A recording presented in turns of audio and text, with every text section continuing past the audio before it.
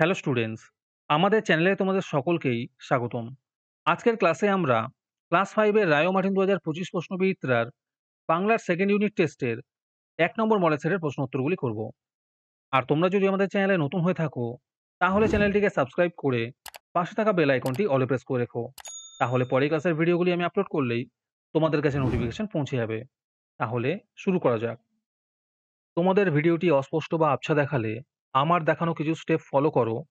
100% তোমাদের problem solve হবে এবং ভিডিওটি স্পষ্ট দেখতে ও পড়তে পারবে। প্রথমে ভিডিওটিকে এইখানে ক্লিক করে স্টপ করবে। স্টপ করার পরে তোমরা এখানে দেখো সেটিংস এর অপশন আছে এখানে। এইখানে ক্লিক করবে। ক্লিক করার পরে তোমরা দেখো এখানে অনেকগুলো অপশন চলে এসছে। সেখান থেকে তোমরা কোয়ালিটিতে ক্লিক করবে। তারপরে তোমরা ক্লিক করবে অ্যাডভান্সে।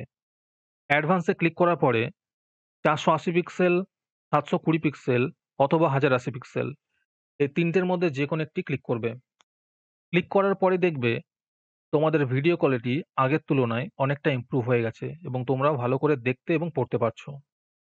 ১ নম্বরে আছে নিচের প্রশ্নগুলির যথাযথ উত্তর দাও।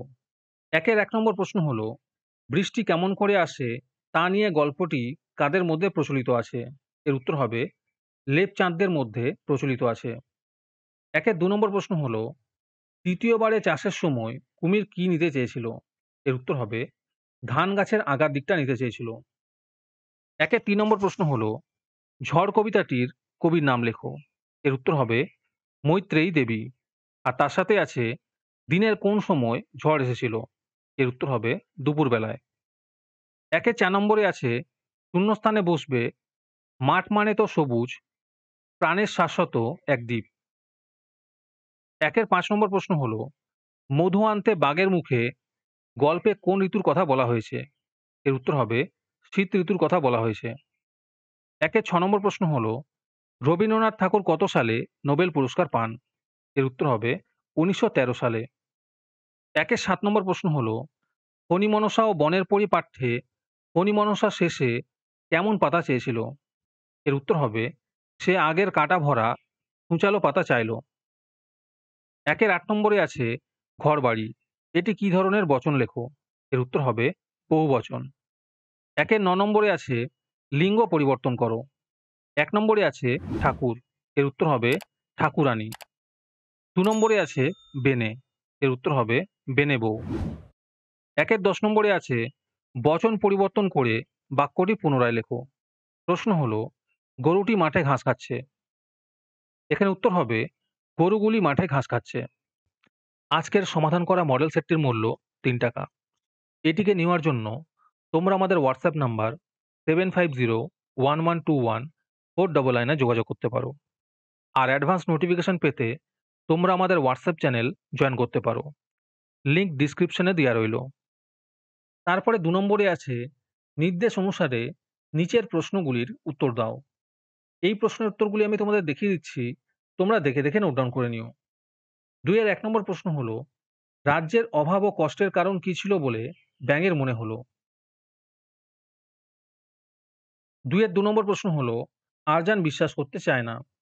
সে কি বিশ্বাস করতে চায় না? ২ এর ৩ নম্বর প্রশ্ন হলো, বৃষ্টি পড়ে টাপুর টুপুর কবিতায় কবির কোন কোন গল্প মনে পড়ে?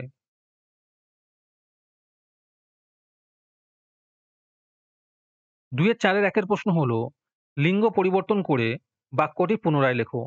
প্রশ্ন হলো, বুদ্ধিমান হলে তুমি ঠিক অঙ্কটি করতে পারবে। এর উত্তর হবে বুদ্ধিমতী হলে তুমি ঠিক অঙ্কটি করতে পারবে। ২ এর ৪ এর ২ নম্বর প্রশ্ন হলো, শুদ্ধ করে বাক্যটি পুনরায় লেখো। প্রশ্ন হলো, চাঁদের আকাশে ঝলমল করছে। এর উত্তর হবে চাঁদ আকাশে ঝলমল করছে। তারপরে ৩ নম্বরে আছে নিচের প্রশ্নগুলির উত্তর নিজের ভাষায় লেখো। ৩ এর ১ নম্বর প্রশ্ন হলো, ফণিমনসার কিভাবে সুবুদ্ধি হয়েছিল লেখো। ৩ এর ২ নম্বর প্রশ্ন হলো, মায়াতরু কবিতায় গাছটিকে মায়াতরু বলা হয়েছে কেন?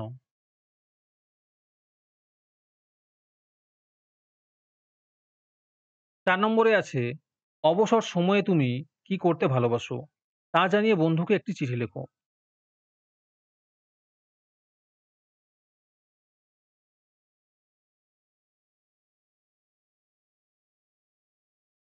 আজকের ক্লাসটি তোমাদের ভালো লেগে থাকলে অবশ্যই একটি লাইক এবং বন্ধুদের কাছে শেয়ার করে দিও। পরের মডেল সেটগুলির প্রশ্নোত্তরের ভিডিও তাড়াতাড়ি পেতে আমাদের চ্যানেলটি সাবস্ক্রাইব করে রেখো। তাহলে দেখা হচ্ছে পরের ক্লাসে।